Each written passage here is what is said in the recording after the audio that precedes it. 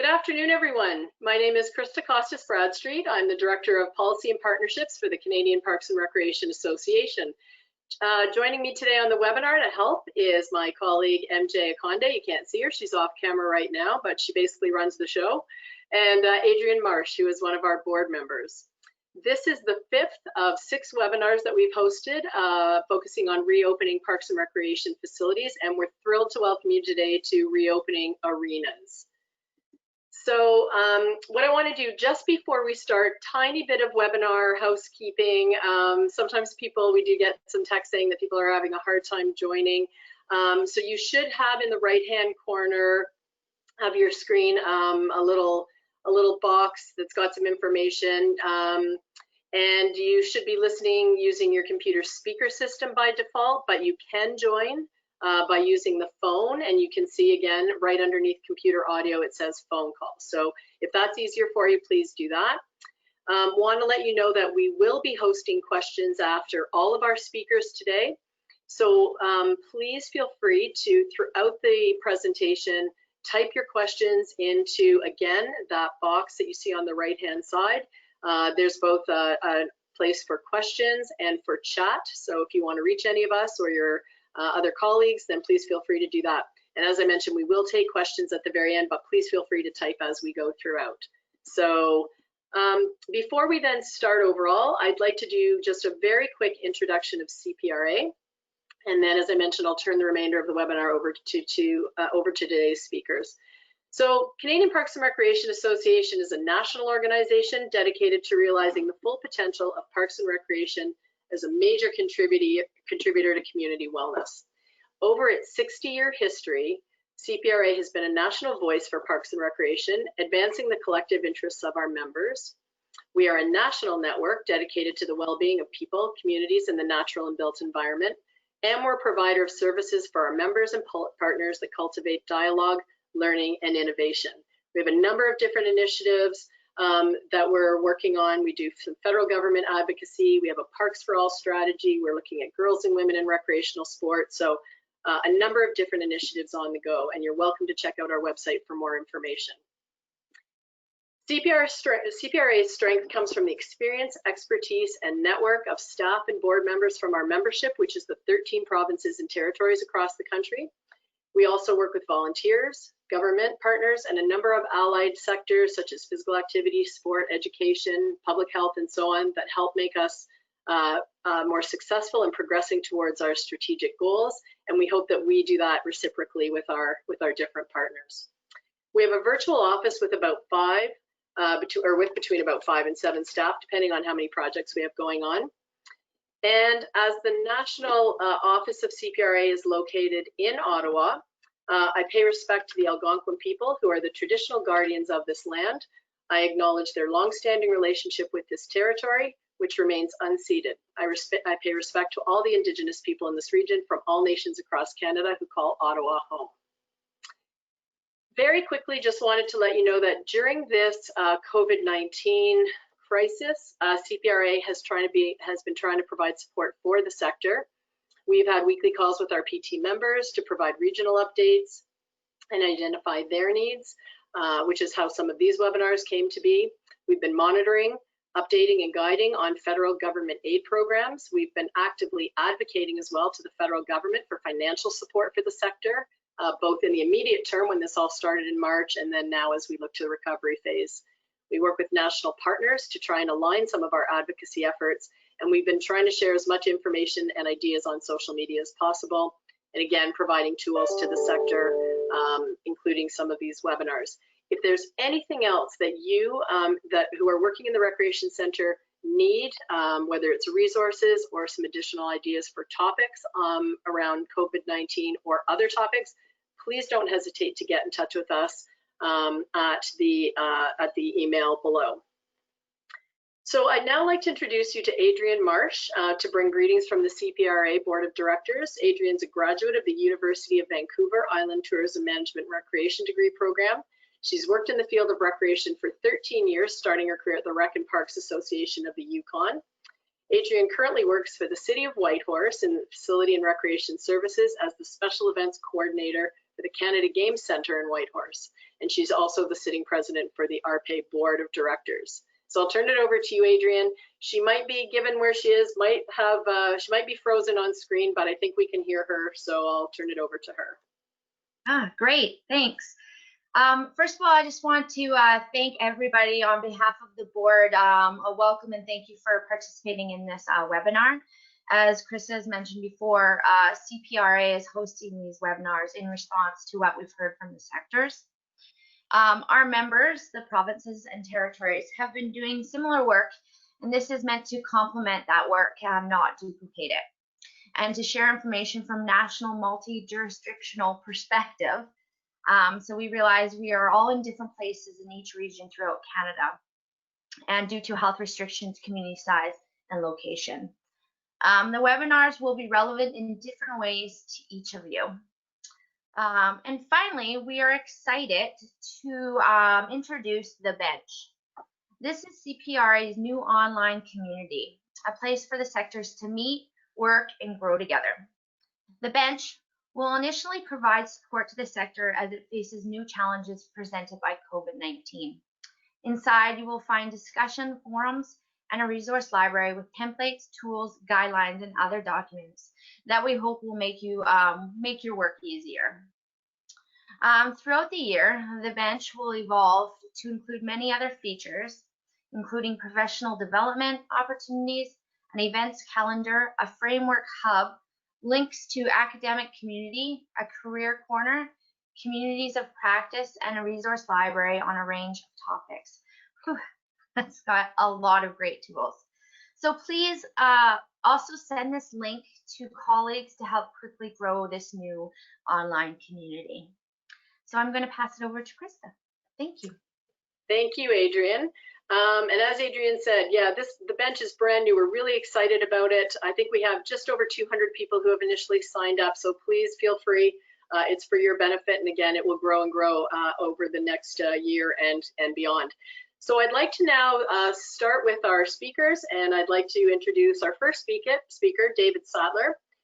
David started with True North Sports and Entertainment in June 2019 as General Manager of the Bell MTS Iceplex in Winnipeg. Prior to coming to True North, he worked for 8 years in Portage la Prairie for the Portage Regional Recreation Authority as the General Manager for 6 of those years. During his time in Portage, he managed a multiplex with 2 rinks, a pool, and a gym, as well as numerous outdoor recreation facilities. It was also during this time that he became involved with Rec Connections Manitoba as a board member and later trustee for 3 years. David has been actively managing recreation facilities, specifically hockey arenas, for the past 7 years and received his chartered professional accountant designation in early 2018. So thank you, David, and I'll turn it over to you. Thanks, Krista. So thanks for having me, CPRA. I'm no longer on the board of Rec Connections Manitoba, but still actively involved in ensuring that recreation is something that everyone can access. And now more than ever, it's even more difficult than it was a couple months ago. So I'll get to page to the next slide, MJ. So today, we're just going to go over a few things and talk about the story of reopening the Iceplex, how we're doing programming, some things that are still concerning going forward as we enter minor hockey season, and then the lessons learned. I will say that all the information that I discuss can be found on our website, including our return to play protocol, as well as some other health and safety related information specifically to COVID. And by all means, they're available for anyone to use if you'd like. So we'll go to the next page.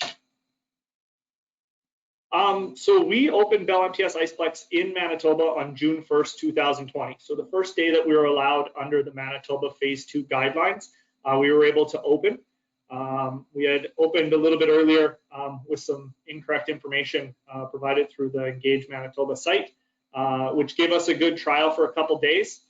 When we envisioned reopening, it was a daunting task, to say the least, in the sense of where do you begin? So what we did is we walked through not only the customer process of entering and using the facility, but also the staff process. The plan was then to note anything that we thought might be more difficult and then focus specifically on those areas. When we opened in June, there weren't a lot of arenas open, so we did do some research to see what other places were doing, specifically Jacksonville and then Burnaby, BC. We did find some of those guidelines to be very helpful, and now there's more available for that. So I do recommend anyone to look at what others are doing, because some of it can seem challenging at first. The other thing that we had to do is we needed to determine the number of people that we could have in the entire facility. So not only on the ice, but in the stands and in common areas. And I will say that is a moving target on an almost daily basis, depending on the provincial guidelines that are there. We also had to monitor people who came in. So every day in Manitoba, any participant that's involved in your programming has to be screened, and you need to keep that data for 21 days. When we first opened, we talked about doing paper logs, but they're not efficient and they take a lot of time. There's also a lot of shared touch points.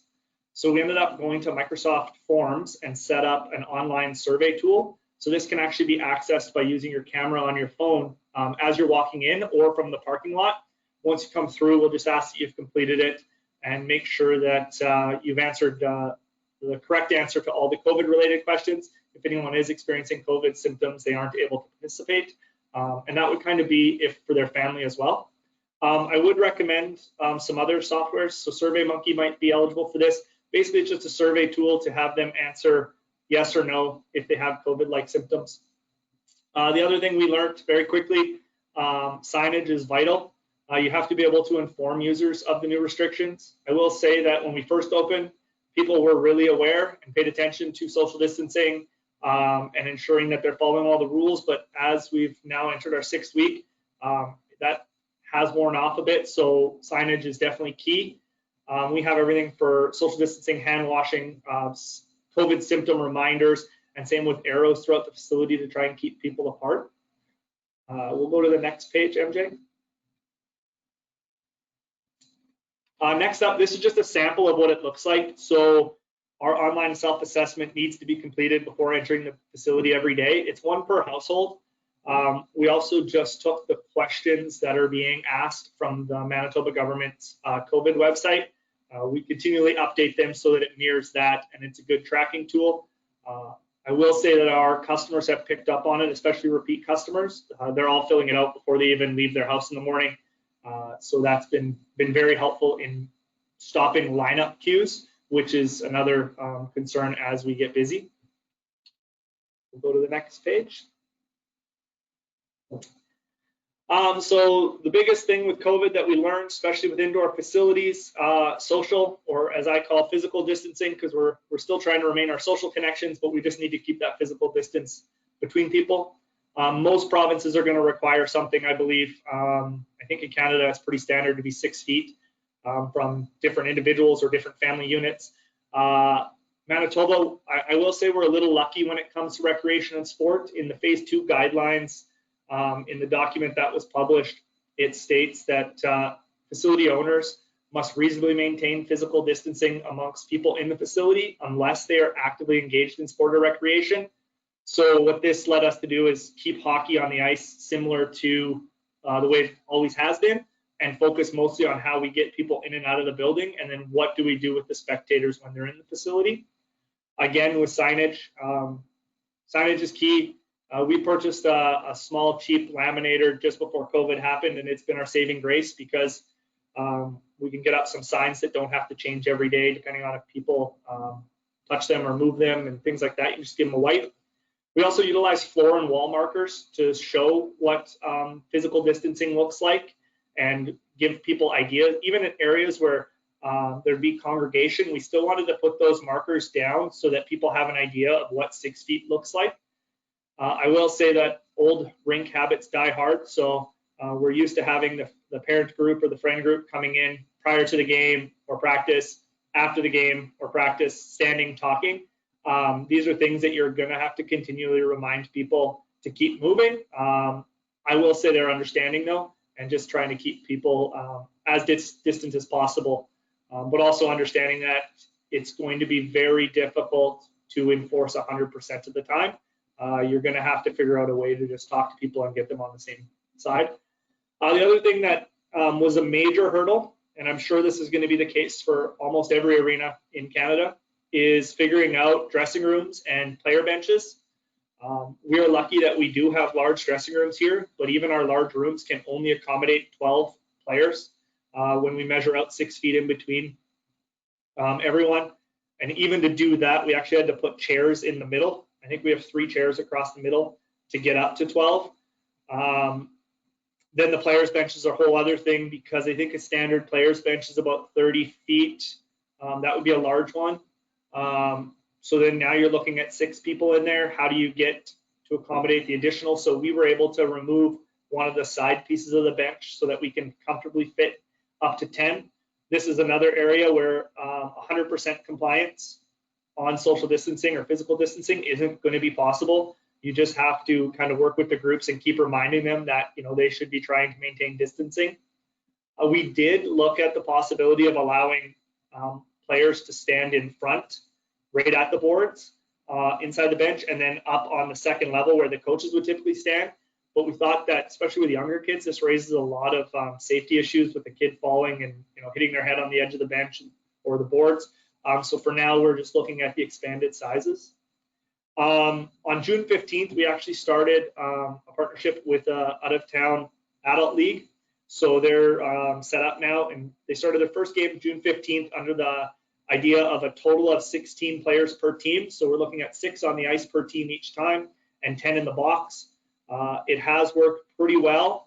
The tough part, the very difficult part, I mean, is that if our dressing rooms can only accommodate 12, but teams have 16, now we need to assign 2 rooms for every team, or you have to get people to change in shifts.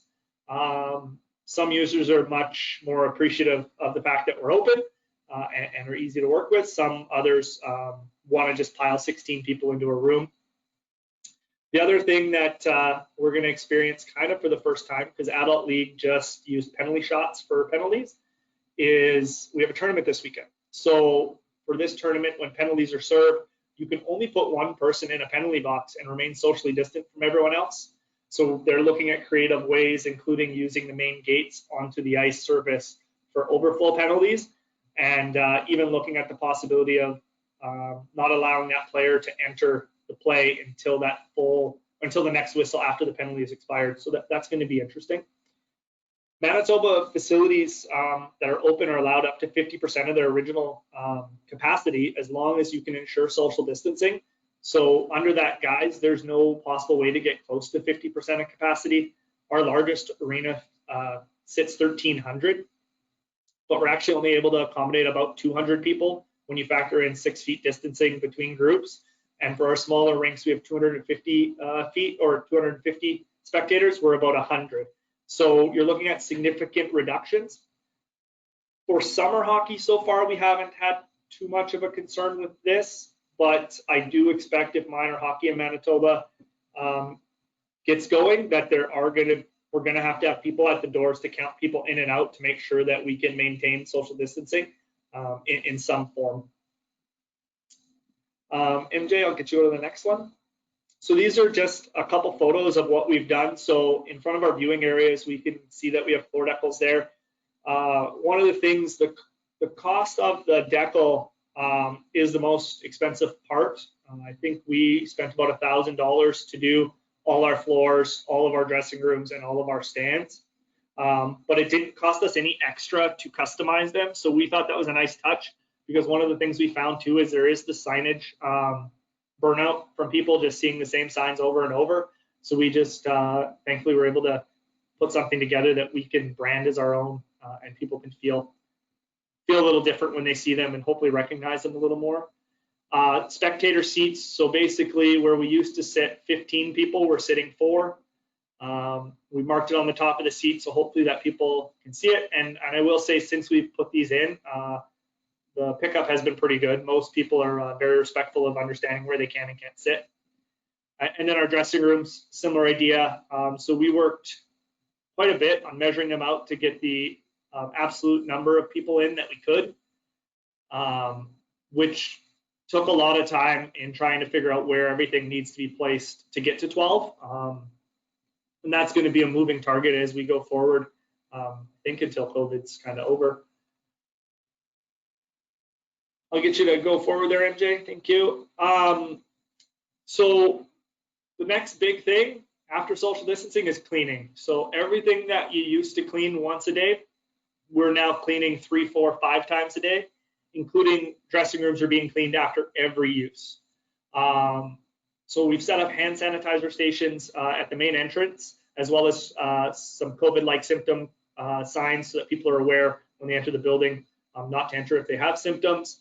We also installed some nanoseptic material. This is something that was new to me when we were looking at reopening. But essentially, it's these plastic material pieces that you can put over top of things, and viruses can't live on it, so you don't have to clean it near as often. So we put these on door handles, on elevator buttons, and things like that, where realistically, if you have 20 people coming in to use a sheet of ice, 20 people are going to touch that door. You can't just follow people around and clean that. So high touch point areas, we looked at that. For dressing rooms, again, after every use, so we've changed what they're allowed to do. Typically, we used to allow people in half an hour before and half an hour after the rental. That's been changed to 15 minutes both ways. So it is tough for groups to come in, especially if they have more than 12 and they need to share a room and move in and out. But if we don't do that, just with the number of rooms we have and the number of bookings, we wouldn't have enough time to properly sanitize those rooms, which is an area of concern, just given that there's not a lot of air movement. There's a lot of touch points. We really want to be careful in that area. The other thing that we've done is we've closed our dressing room washrooms and showers. This has been a sore point for many of our users, that they want to shower after they're done. So we've closed them for a number of reasons. The first is we can't properly clean them in between uses because our dressing rooms share. We have common washrooms and showers for every 2 rooms. So we can't get in there because another group could be in there to clean them. The other thing is that we can't maintain social distancing without turning off the water to a bunch of shower heads. We currently have 3 showers in a communal area within, I think they're spaced 2 feet apart. So technically we should probably only be able to have 1, maybe 2. So until we solve that problem. And the other thing is we use a fogger machine to clean our rooms and sanitize, because we can do it in about 2.5 minutes versus having someone wipe everything down, which can take half an hour to an hour if we do it properly. The fogging situation, it's only helpful to kill the bacteria or the virus once it's completely dried. And with the shower area and washroom being very humid, it would never really dry. So it's kind of a lost cause trying to keep those fogged or sanitized that way, but we will continue to look at it. One of the things we had before is we had the fogger that we use specifically because we are a NHL training facility. We didn't use it a lot. Now we use it all the time. We purchased another one for $1,000, and then the chemical to clean a room is about $2 each, but it significantly reduces the amount of labor we require to keep our bookings on the same time frame that we have. So that has helped us significantly. Same with benches. We don't clean them after every use because for a lot of our stuff, we don't have people on the benches yet, except for the games that are going on. So after games, we try after at least every 2 games to go and give all that a wipe down with a bleach water solution. The other thing that I think will become common at some point throughout the process, all Iceplex staff are required to fill out a COVID assessment prior to showing up to work. Thankfully, we haven't had anyone become sick with COVID so far, but it is just a precaution. Same with everyone must wear a mask as a staff member while they're in the facility, unless they're an instructor. And that's mostly because they're on the ice and our instructors are teaching high performance skating and hockey skills. And so we're just concerned about what wearing a mask on the ice can do. And then I think the other thing I would say is everything that can be touched is cleaned multiple times a day without exception. We can go to the next one. And David, 1 more minute. Okay. So one of the things we did with programming is we started one-on-one and everyone was required to come fully dressed. And then we required social distancing. As guidelines relax here in Manitoba, we're now at up to 24 individuals on the ice at a time as a program. As well as we're no longer requiring social distancing during active programming. People are still required to only come 15 minutes before and after. Dressing rooms and showers are closed. We're not sure when this is going to be restored. To reduce the touch points, we've not allowed people to lock their dressing room doors. They must be remained open and propped open.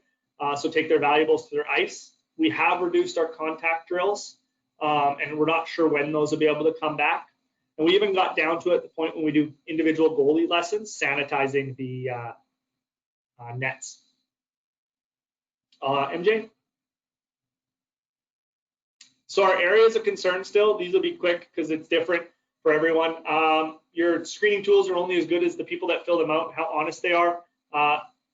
We know there's an issue in hockey with kids showing up playing hurt as a regular basis, so we're not sure what that means. If someone has a flu or is not feeling well come the regular season, we're going to have to work through that. Space is going to become an issue to accommodate users safely when minor hockey starts.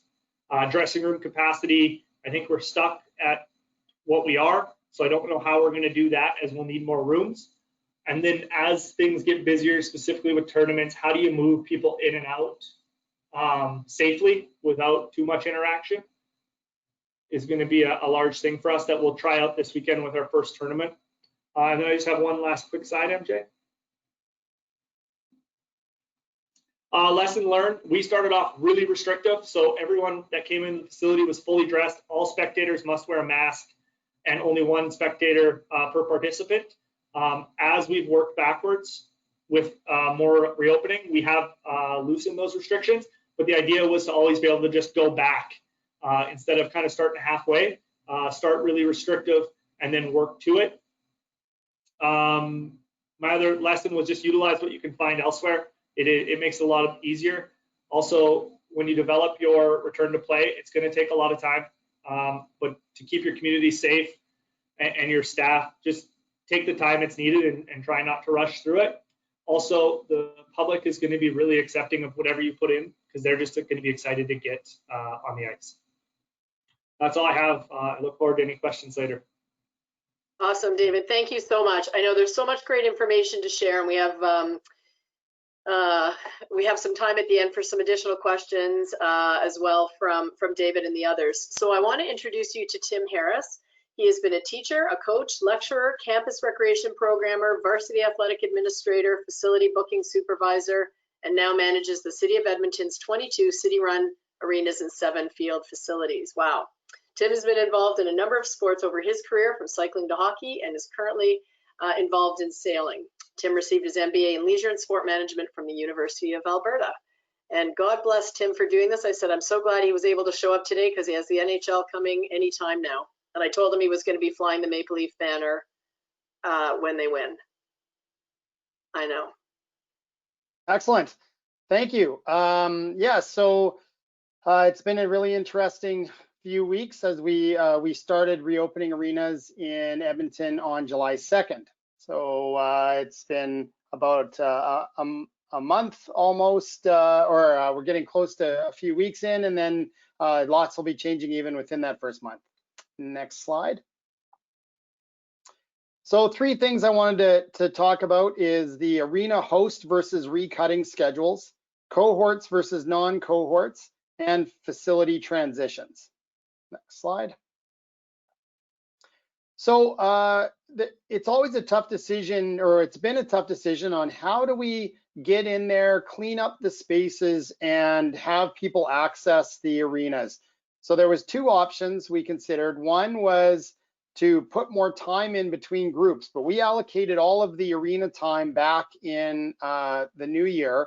And so we would have to basically go in and redo the entire schedule across actually 23 arenas, because we do have 2 partner facilities that city owns and books, but that other areas manage. And so what we decided to do instead is to add staff. So we even added the extra staff to manage the groups coming in and the cleaning, because 15 minutes of downtime costs between $50 and $70. And if you have 1 or 2 bookings a day that you're losing because of recutting the schedule, that can be between $200 and $600, which is pretty significant. So whereas every 15 minutes of downtime would be about 1 or 2 staffing hours. Next slide. So we added an arena host. So here you can see a picture of one of our bigger twin arenas. The host is at the door meeting the athletes coming in. And their role includes to meet the groups at the door. They'll do assess their health. It's not a full survey as David was doing. We're pushing that responsibility onto the groups to maintain it. So really ours is kind of those simple questions that similar to what David had is, you know, are you sick? And are you submitting information to your user group? We explain the transition areas and the rules for the facility through COVID.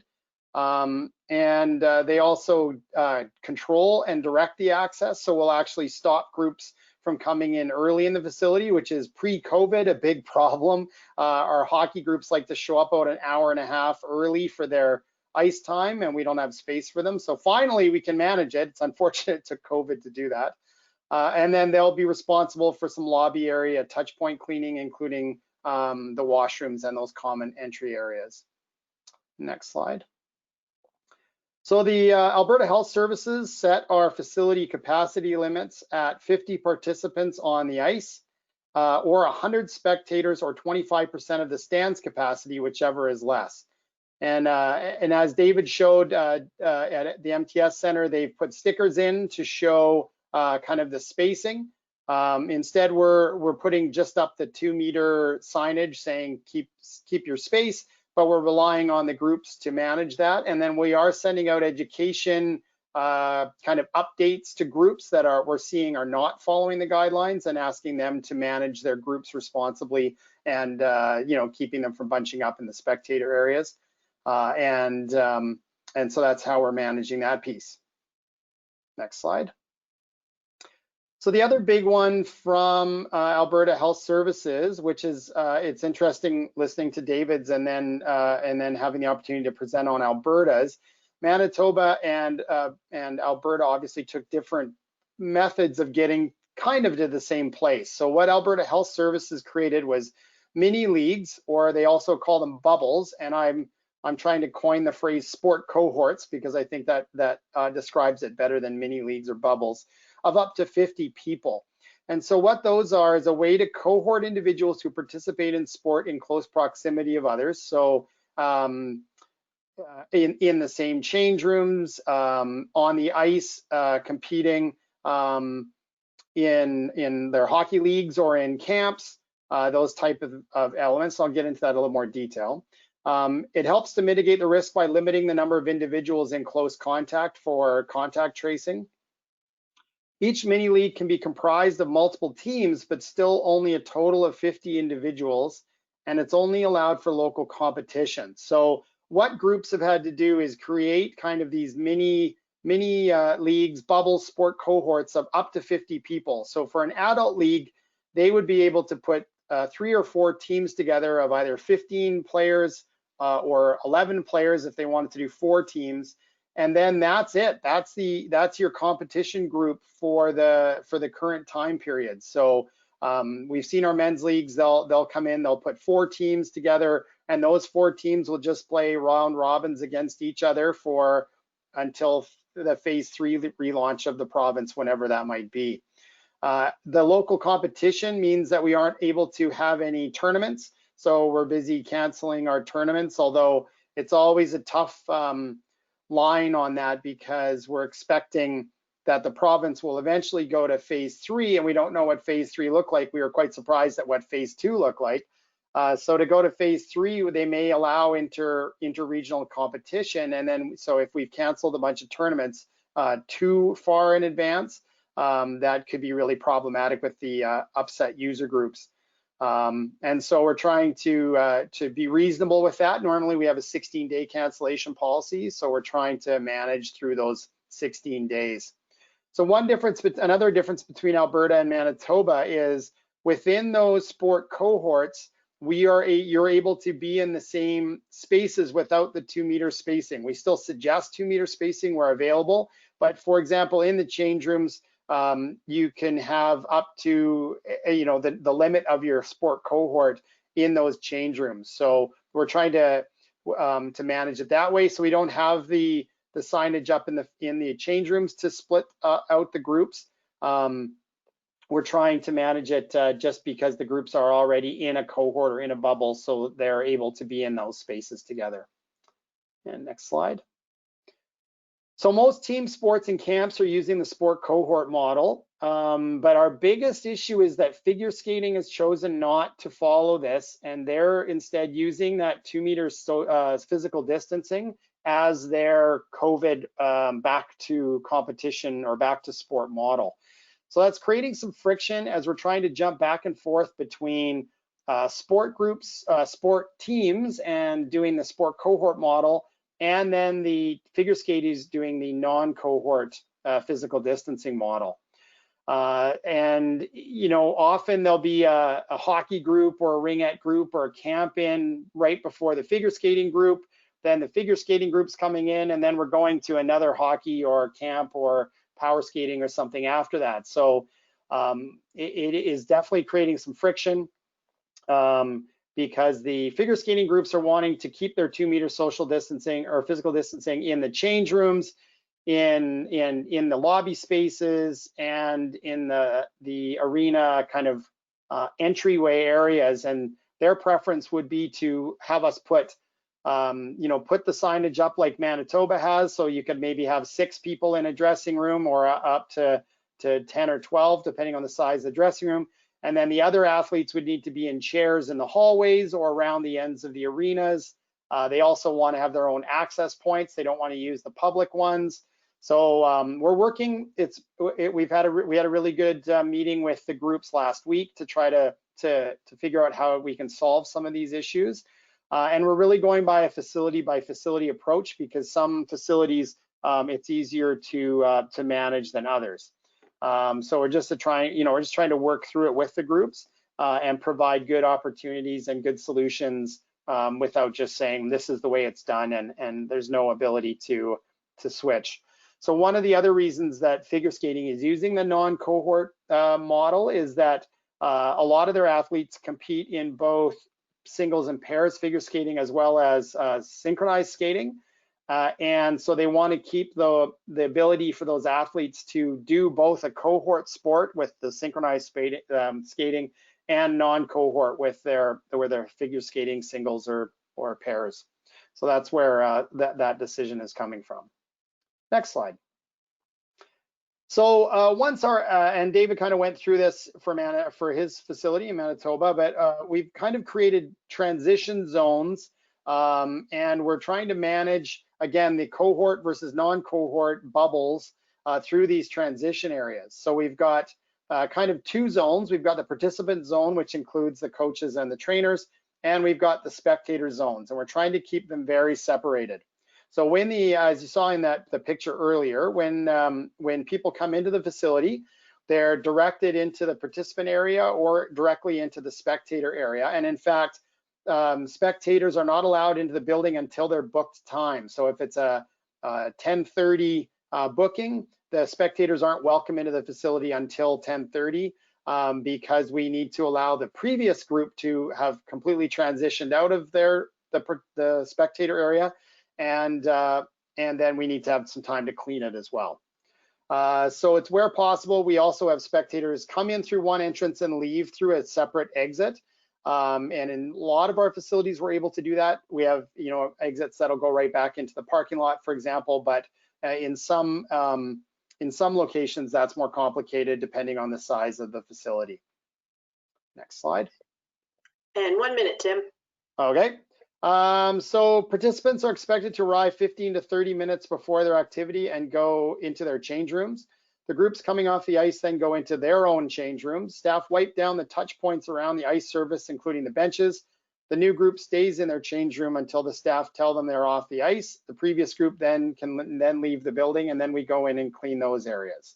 So basically, we're trying to keep the 2 groups from commingling or from mingling by following these transitions of one group on, one group off, and moving that way. Next slide. So some of the issues we've seen, this is my final slide. Coaches are showing up wanting to access a change room of their own, but we don't have enough available. So we're really pushing back to an AHS restriction that they're supposed to be coming changed, just needing to throw on their skates and go on the ice.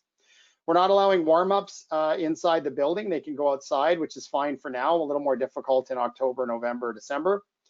Young competitors who need skates tied, we're suggesting they come with skate guards or else have the group stagger their start time so that parents can access them. Parents in participant areas, that's why we're sending spectators out at different exits so they're not coming back into the lobby. And last is increased staffing requirements. The host, though, doesn't necessarily need to be a trained arena attendant. They can be from your rec departments from other locations. And that's what I've got. So looking forward to some questions later on. Thank you. Fantastic, Tim. Thank you so much. And I'll just introduce our final speaker, Denise Beard.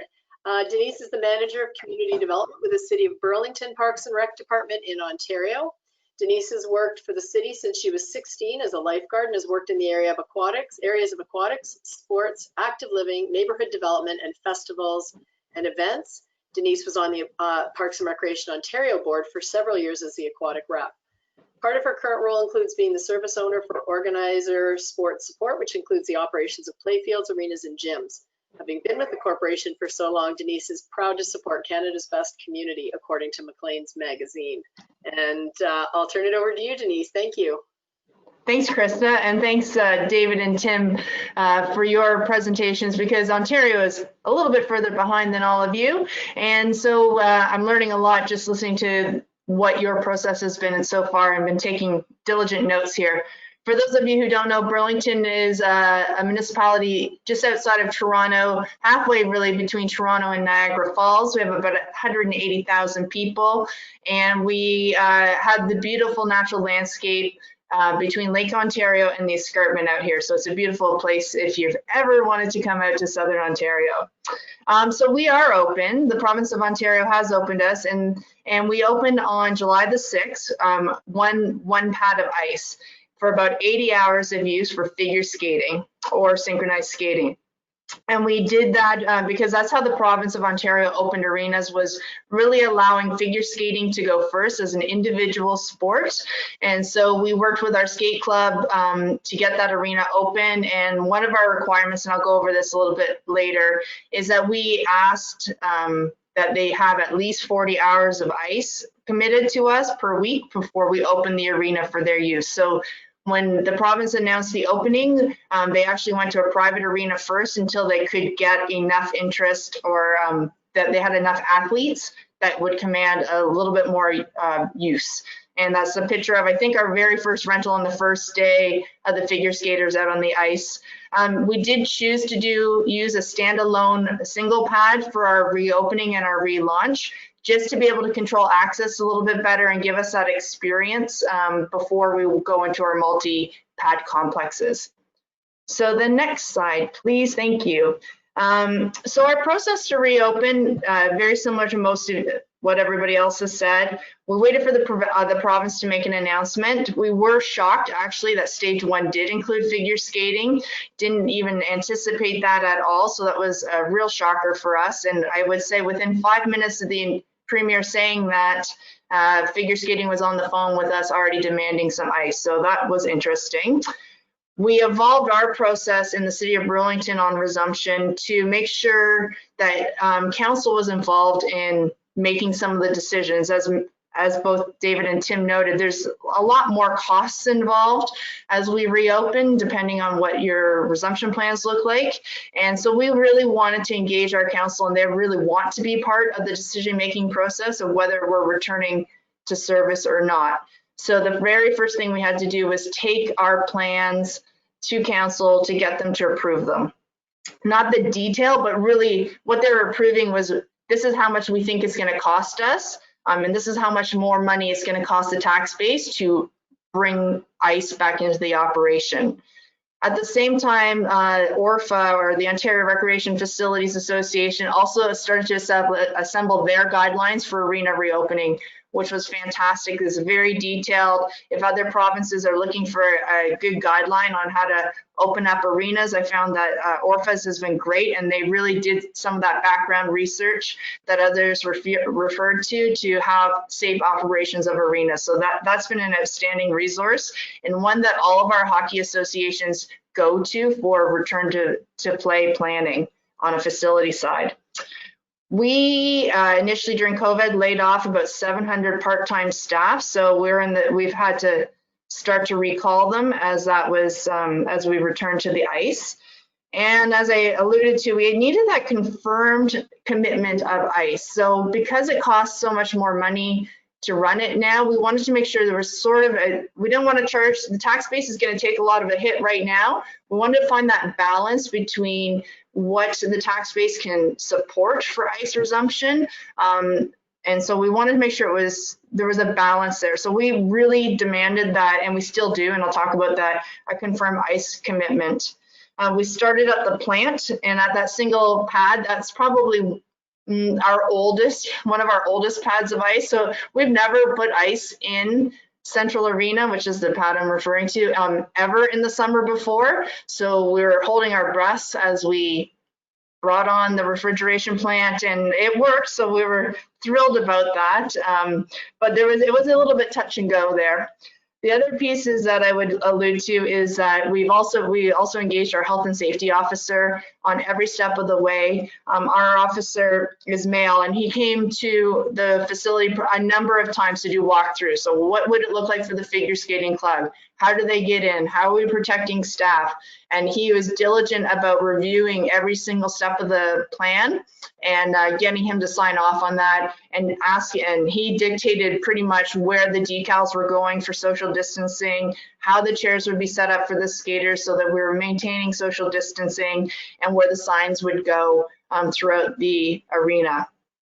And the other thing I would allude to, which has been very helpful for us, is we did videos for all of our facilities as we reopen them so that the community can see prior to getting to the arena or community center or pool what their experience will look like. And that's been really well received, and that's been really helpful as we've reopened our facilities. So the next slide, please. And then from the user side, we have a whole return to the ice process.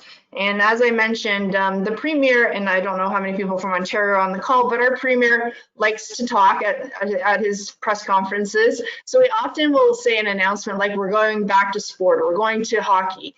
And it's not until we get the legal interpretation that we really understand what he means, or what the province means by the return to play protocol. So there's often, so I'll use the figure skating example again, there's often a delay between the Premier saying, yes, we're a go, getting the legal interpretation, and then actually knowing what that means and being able to permit people. So there's been a bit of a lag time between things, which has been a bit of a struggle from time to time, and and everybody's having different interpretations from legal departments. So that's been an interesting concept too.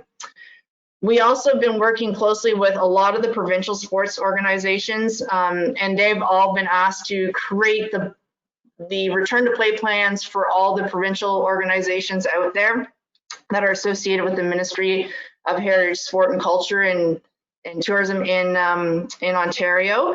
And so those PSOs really did provide a lot of guidance. They've got a lot of structure in there. They're all vetted through the province's medical officer of health. And so we've been relying on them to tell us how that sport will return to service. So how will figure skating look? How will hockey look as we return? I will preface that on Ontario, we are not back to hockey yet.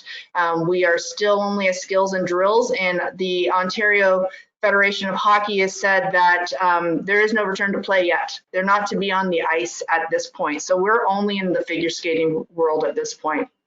We've had lots of conversations. So what we find as staff is that we're having a lot of the conversations between the provincial sports body and the local organization to help figure out what the protocols are, and try to get the organization at a local level ready to go.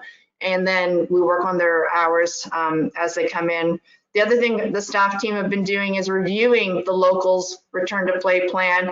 We're not approving it, we're just taking a look at it just to make sure it's a compliant with their PSO, if they're a member of a PSO, or at least compliant with the regulations set out by the province. So we're always looking for the contract tracing piece, the attendance piece. So we're always just making sure that those things are there, that we're comfortable to issue the permit for them to come on the ice.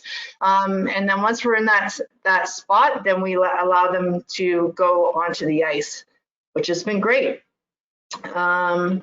And as we move forward, we do have, we are asking that we have a minimum of 40 to 60 hours of committed use before we open the next pad. So we're not there yet in opening a second pad. And when we do need some additional ice, we have been diverting that request to go over to the private arenas that are open in our city until we get enough demand to open up another plant. So the next slide, please. So some of the challenges for us have been the province's announcements, and I refer to this, and the legalese. There's sometimes lips say one thing, but the details in the legal documents that we get after. So staff are often very eager to see the legal amendment to the provincial order as quickly as we can. And there's usually about a week delay between the announcement and getting that legal document. So that presents a challenge for us on how we're going to reopen. Provincial sports bodies are requiring different things of the municipality. So in some instances, the provincial sports body is asking us to be the gatekeeper of their return to play plan. So they're saying, okay, before you issue a permit, you need to verify that they're compliant with us, and you also need to make sure that everybody has these qualifications, which is a little onerous on the municipality. In other situations, the provincial sports body is saying, we just wrote guidelines. We don't know, those are just guidelines. Whether or not the local club uses them or not, it's up to them. So they sort of wash their hands of it. They've just got a guiding document out there. So that it's hard for our staff to figure out where we're playing. And so we're really connected to wherever the provincial sports body is at and making sure we're attending those webinars, we're part of the conversations, and really trying to understand what's going on. I allude to the private arena operations. So as businesses, we're getting challenged by the business operator to not conflict with them. So they're trying to make money, they're trying to be open. And so they're really lobbying council right now to say, don't open your other pad until I'm full as a business. I'm a taxpayer for this municipality.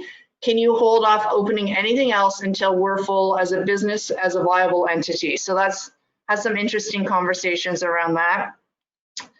The old plant was a challenge, but it actually worked, so it was great. But we also used COVID as a great time to launch a lot of our capital projects, which is also what led us to have to go to the older facility to get the ice in there, because some of our multi-use pads were going through a number of capital projects, which delayed us getting in there, which would have been the preferred ice normally, but it worked out. It has worked out for us, but we didn't expect the promise to open up as quickly as it has, which is great. It's just that we then put in capital projects just to make them better, and we have the opportunity to do that.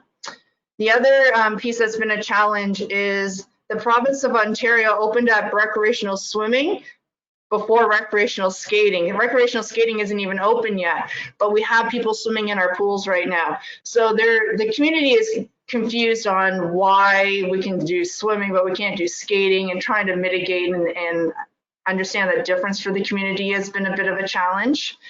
I will allude to the fact that the central arena that we did open is actually a multi-use facility. And so that's been a bit of a challenge because it is the location for the city right now. That is our cooling center. So as soon as there's a declared heat event, we use the auditorium as that cooling center. So we had to make sure with health and safety how we're managing the different entry points, the different exit points, and never should the two overlap with each other. So there's no joint use of washrooms, no joint use or no ability that those two sides of the operation will come into contact with each other. So that's been a bit of a challenge, but a doable one that we can work through. And the last thing that's becoming a bit of a challenge for us is that we're looking at adding webcasting to all of our arenas, so that although spectators are limited, we know parents and grandparents and everybody would like to see activity and play if it's going to happen, which it looks like in Ontario we're pretty close to that right now. So installing webcasting capability at all of our arenas so that people can feel like they're still part of the game or the experience as they watch their family members play and move forward. And that is it for me. Fantastic, Denise. Thank you so much. And to all three of our speakers, who I would invite all to come back on screen, and we'll just go through some of the questions that have come up over the course of the presentation. We will take as many as we can, and most of these webinars have gone over a little bit. I'll try to keep this as close to one, but if people can stay so that we can get as many questions in as possible, then we'll do that. Also, the presentation is available. It is online right now. You can download it, and the webinar is being recorded also. So one of the first questions was around the screening, and was that does that include all spectators? Yeah, so everyone who comes into our facility, at least one person of that family unit. David, I don't know if you're still there. Are you still there? Yeah. Can you hear me? Okay, I'll move on. Denise and Tim, can you hear me still? Yeah, and we can hear David. Yeah, I could hear David. Okay, sorry, I can't. David, go ahead. Not a problem. So everyone, either like the family unit or the household unit, one person in that household has to fill it out. That's the one thing we tweaked from the province's questions, is instead of saying you, anyone in your household, because we're as concerned if mom brings the kid to the rink but dad's at home sick, that's just as problematic for what we're trying to do. So yeah, it is kind of general, and we're also not letting in general public. So you can't just show up at the rink to come and watch whatever's going on. You have to be with the participant. Awesome, thank you. What is the plastic called that you're putting on the high touch areas, and where did you source them? Nanoseptic. So N-A-N-O and then septic, S-P-T-I-C. It was just through one of our contacts that we get cleaning supplies through. And I think this is also for you, David. Do you have a certain foggery that you would recommend?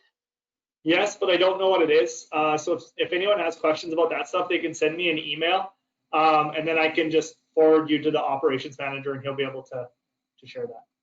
Awesome. Somebody wrote that we have considered creating a separate exit to avoid two-way traffic at the entrance. Has anyone considered or implemented this? I think, Tim, you may have spoken to this a bit. Yeah, so we definitely have that where we can from both the participant areas and the spectator areas. It so depends on your building, though, whether you can do it. Alberta Health Services didn't seem too worried about having entrances and exits together, but they want us to try to manage the flow as much as we can. Great. Does anybody else have an answer for that one, or I'll move on? Okay. To Denise, I was wondering if there was any pre-preparation of the ice plants prior to reopening. Yep, yes, there were. We had made sure that all our inspections were done of all the designated. We had in our plan 3 or 4 pads of ice that we would open as demand comes on, and so we've made sure that they've all got all their clearances by anybody that needs to certify them at this point. So yes, there was a lot of. We made sure all the inspections are done, so we're ready to go. We just weren't certain on how many we had to start to launch. Thank you. And then also for you, Denise, for stage 3, is it 50 people per pad per building? Or yeah, per building? We need to read the legalese. So they've just come out today. I haven't read them yet. Okay. So I can't answer that one yet. Yeah, in Alberta, it's 50 per pad. Okay. And I think this one, again, Denise, didn't the province allow swimming prior to skating since it's more accessible and provides much needed heat relief? Absolutely. That's exactly why they made the decision. They needed to give heat relief for people. Yeah. For those not in Ontario, it's been close to 40 and with the humidity here. So, and I think Manitoba's having a pretty hot summer too. Unfortunately, Alberta is not, but yeah, I think our arenas are warmer than it is outside. Yeah. Not that bad. I'm just kidding. Is anyone supplying dressing rooms for referees? Yeah, we'll be providing referee rooms and then cleaning them after the group's gone through. We're the same with Adult League. It is a little more difficult though, because as that group is trying, the first team referees are trying to clean or change, the next group's trying to also get ready to go on the ice. And you just don't have enough. No facility was built with enough rooms to give each ref their own and stuff like that. To all 3 presenters, thank you. Have any of you considered changing your fees to address, sorry, it's hard to see some of the questions coming up. Yeah, have you considered changing your fees to address increased COVID-related costs? Yeah, we've actually had, go ahead, Denise. Oh, we've actually had lots of our user groups saying during these tough financial times, can you decrease our fees? So at this point, we're saying no, we're holding their council approved, so we're holding on to our fees as steady. But yeah, no, we understand there's going to be a loss of return or of cost recovery from having extra COVID costs, but we're trying to at least hold fees steady and not, but unfortunately, we're not able to reduce them like groups are asking for. And that's the same for us in Burlington. We're holding to our rates. And we're being bold enough right now to say for 2021, we're going to hold the 2020 rates. So that's our way of helping out groups. And then they can always access our fee assistance program if they need to. We've also held our rates because I don't think it'd be fair. We're not paying any more for cleaning supplies most times. I would say in the first month we did, but everyone's kind of got extra costs. So we're trying to keep it the same as well. Thank you. There's just a couple more questions. So if people are able to stay, I'll just ask a couple of more. And this one's for David. What program did you use to set up the online self-assessment tool? Can you share any details? So we had one of our HR staff did it. It was Microsoft Forms. It's just a simple survey. It can also be found on our website on the health and safety page. You can click through it, submit it. If you answer yes, we'll get a notification. But we found it significantly easier than trying to do paper or looking at other options. Yeah, it's been very helpful. So I would look at Microsoft Forms. The other one would be SurveyMonkey, could be helpful. Has anybody opened their food concessions? No, we're not busy enough to reopen. We only have them in a few of the facilities, and we're keeping them closed for now. So our restaurant opened on June 15th, very limited hours. And concession opened last time for the first time, but my guess is it's only because we have this hockey tournament. We'll close it down right after. I'm still not sure come Friday afternoon, once we start moving more people through the building, that we'll do it, because I think it's just going to create a logistical nightmare. Okay, great. Do you allow several people from the same family to sit together as spectators in a family bubble, or only one spectator per participant? Alberta's allowing family groups to sit together and then have the 2 meters of space before the next group. Great. We're the same as Alberta on that. Okay. Have you reduced operating hours of your facilities? For us, no. We are actually significantly busier June, July, and August than we ever have.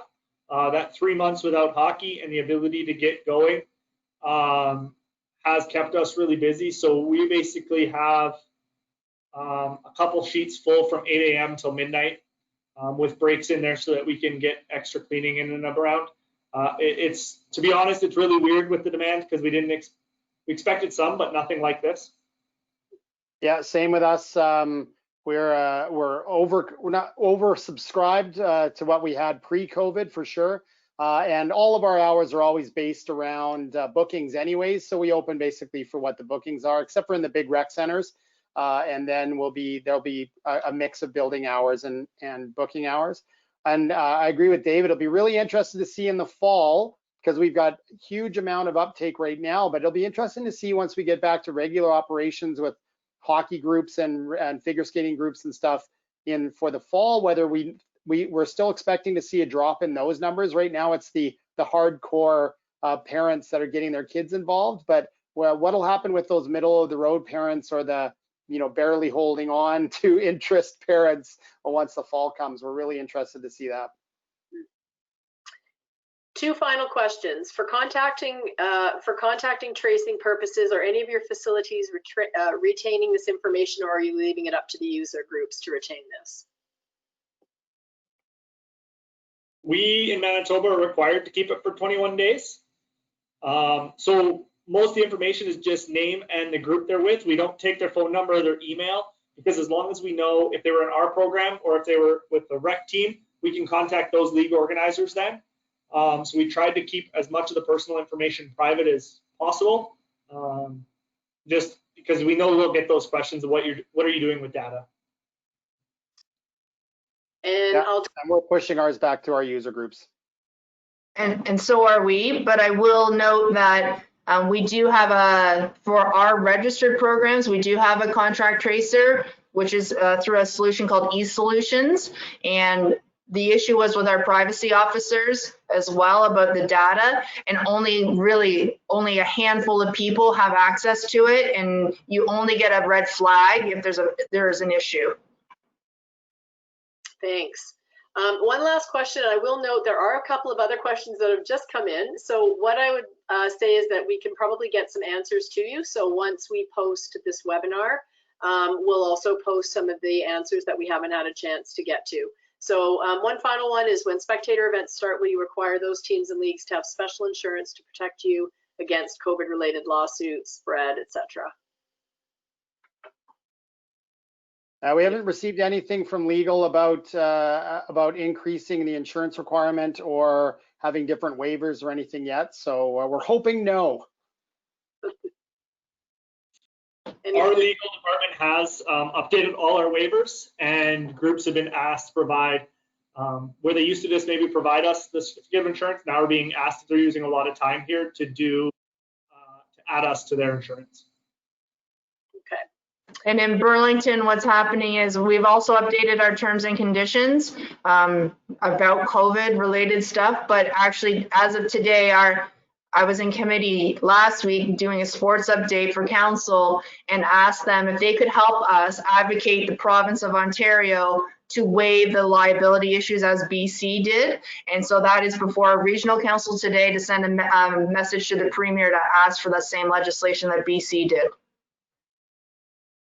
Awesome, thank you. So again, we've gone a little bit over time. We do have a couple of other questions. We will get those answers to you.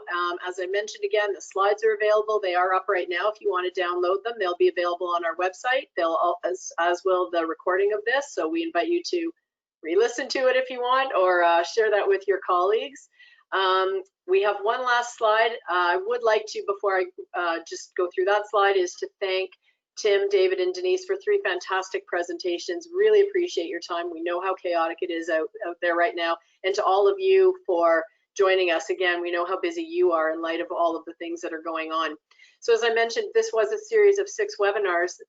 This is the 5th one on reopening, but our 6th one, which will be held next week on Tuesday, is talking about communicating the benefits of parks and recreation, both to the public and to the decision makers who are going to be making decisions about funding and so on. So again, another free, it's a 1-hour webinar free of charge, and you can see the speakers there.